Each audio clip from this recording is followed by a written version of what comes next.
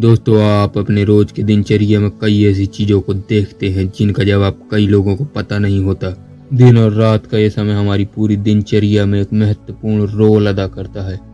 रात के समय सब लोग सो जाते हैं और दिन के समय सब लोग काम करते हैं, लेकिन ये सब कुछ परफेक्ट पीरियड में कैसे हो रहा है? आखिर पहले दिन और दिन के बाद रात कैसे होती है? ऐसा क्यों नहीं होता कि पहले 2 दिन हो जाएं और फिर 2 रातें हो जाएं? दिन और रात छोटे बड़े क्यों होते हैं? हर साल मौसम के अंदर बिल्कुल फिक्स समय में सब कुछ कैसे होता है? सर्दी गर्मी बरसात की ऋतु समय पर कैसे आती है? और पृथ्वी पर ऐसी कई जगह मौजूद हैं जहाँ पर 6 महीने दिन और 6 महीने रात रहती है। आज इस समय के जितने भी सवाल आपके दिमाग में चक्कर लगा रहे हैं, उनका जवाब बड़ी सटीकता से देने वाले हैं। आप देख रहे हैं फैक्ट की दुनिया यूट्यूब चैनल। ऐसे ही ब्रह्मांड के वीडियो के लिए चैनल को सब्सक्राइब कर सकते हैं। दोस्तों, दिन रात कैसे बनते हैं? ये सवाल बहुत ज्यादा इंटरेस्टिंग है। सबसे पहले आपको बताते हैं, हमारी पृथ्वी ब्रह्मांड के अंदर एक गोले के रूप में लटकी हुई है, जो दूर से सूर्य के गुरुत्वाकर्षण के अंदर बंधी रहकर सूरज का चक्कर लगा रही है। पृथ्वी के पास अपना खुद का कोई प्रकाश नहीं है। जो भी उजाला पृथ्वी पर आता है वो सूरज की ओर से आता है। इसलिए तो पृथ्वी पर सूरज को देवता का दर्जा दिया जाता है। सूरज की वजह से ही पृथ्वी पर जीवन और जो भी पेड़ पौधों की प्रजाति मौजूद है वो सब सूरज की देन है। अगर सूरज नहीं होता तो आज आप जो पानी पीते हैं वो भी नहीं मिलता, क्योंकि सूरज की गर्मी के बगैर पानी बर्फ में बदल जाता। तो आप जीवन की कल्पना को छोड़ ही दीजिए।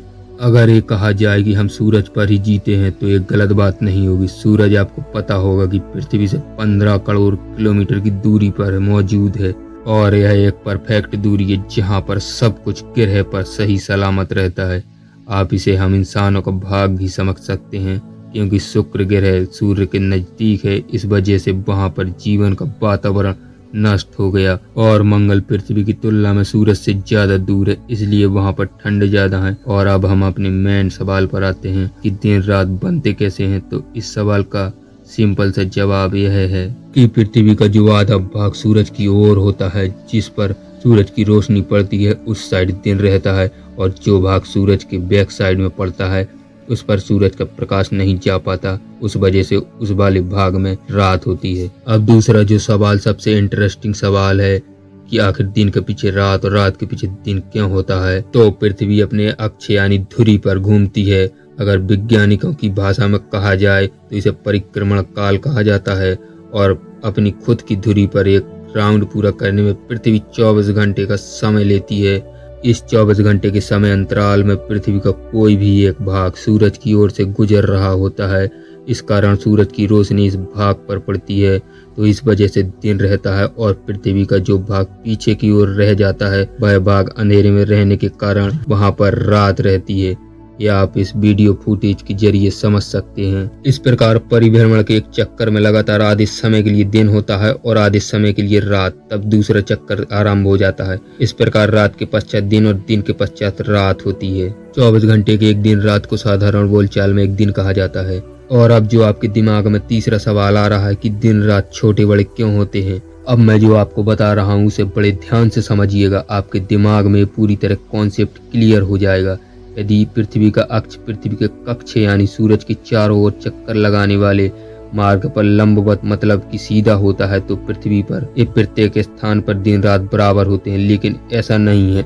यहाँ पर पृथ्वी का अक्ष पृथ्वी की कक्षा के साथ 66/2 डिग्री कोण बनाए रखता है, और पूरे साल में परिक्रमण में झुकाव इस प्रकार रहता है।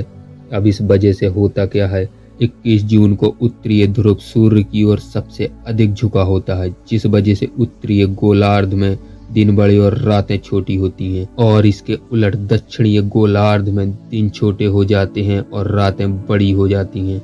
और 22 सितंबर को दक्षिणीय ध्रुव सूर्य की ओर सबसे अधिक झुका होता है, जिस वजह से उत्तरीय गोलार्ध में दिन छोटे और रातें बड़ी हो जाती हैं। दक्षिणीय गोलार्ध में दिन बड़े और रातें छोटी हो जाती हैं। 21 मार्च और 23 सितंबर को उत्तरी और दक्षिणी ध्रुव का सूर्य के प्रति झुकाव एक समान होता है। इसका परिणाम ये होता है कि इस दिन और रात बराबर होते हैं। अब बात आती है पृथ्वी के ध्रुवीय इलाकों की। जैसे कि मैंने वीडियो में पहले बताया, 6 महीने दिन 6 महीने रात पृथ्वी के ध्रुवीय इलाकों में रहती है। उत्तरीय ध्रुव 21 मार्च से 23 सितंबर तक लगातार सूर्य के सामने रहता है और दक्षिणी ध्रुव 23 सितंबर से 21 मार्च तक विषुववृत्त पर दिन रात वर्ष भर समान रहते हैं। मौसम भी वर्ष भर एक जैसा ही रहता है। अब बात आती है आखिर पृथ्वी पर मौसम कैसे बदलते हैं, साल में आखिर कैसे वर्षा सर्दी गर्मी का मौसम आता है। इस सवाल का जवाब छुपा है पृथ्वी के द्वारा सूर्य के चक्कर काटने के एक राउंड में। पृथ्वी सूर्य के चारों ओर एक परिक्रमा पूरे एक वर्ष में पूरा करती है, यानी कि एक चक्कर पूरा करने में 365 दिन का समय लगता है। इसे ही एक साल कहा जाता है। इस परिक्रमा में अक्ष का झुकाव सदा अपने समांत रहता है। 21 मार्च को सूर्य विषुववृत्त पर लंबवत चमकता है और 21 जून को 23 डिग्री उत्तर में कर्क वृत्त पर सीधा चमकता है।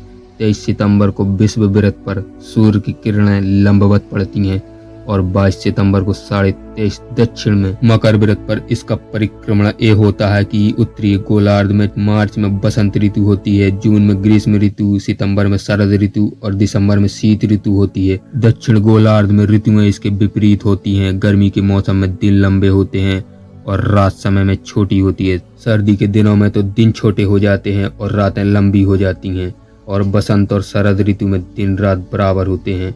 मौसम सुहावना होता है। दोपहर को सूरज की किरणें लंबवत पड़ती हैं, परंतु प्रातः और शाम के समय किरणें तिरछी होती हैं। यही कारण है कि दोपहर को हमारी परछाई छोटी होती है परंतु सवेरे और शाम के समय बड़ी होती है। इस प्रकार ग्रीष्म ऋतु में सूर्य दोपहर के समय शीत ऋतु की अपेक्षा अधिक लंबवत होता है, अतः ग्रीष्म ऋतु में साए छोटे और शीत ऋतु में लंबे होते हैं। एक और बात ध्यान देने योग्य है, सूर्योदय के समय गर्मी हल्की होती है। ज्यों-ज्यों सूर्य आकाश में उठता जाता है गर्मी बढ़ती जाती है। दोपहर के समय सूर्य सबसे अधिक ऊंचाई पर आ चुका होता है और फिर ढलने लगता है, परंतु गर्मी अभी भी 2 घंटे बढ़ती जाती है। कारण यह है कि सवेरे से दोपहर तक सूर्य की बहुत सारी गर्मी एकत्रित हो चुकी होती है और दोपहर के पश्चात भी सूर्य अभी 2 घंटे लगातार सीधा ही चमकता रहता है। इसके पश्चात मात्रा में और अधिक गर्मी बढ़ जाती है, फिर सौर और अधिक ढल जाता है, तब धूप में बहुत कम गर्मी रह जाती है। इस समय इसके सायकाल का मौसम ठंडा हो जाता है और रात को भी आधी रात के पश्चात आधी रात को अधिक सर्दी हो जाती है। ठीक इसी प्रकार ऋतुओं के विषय में भी होता है।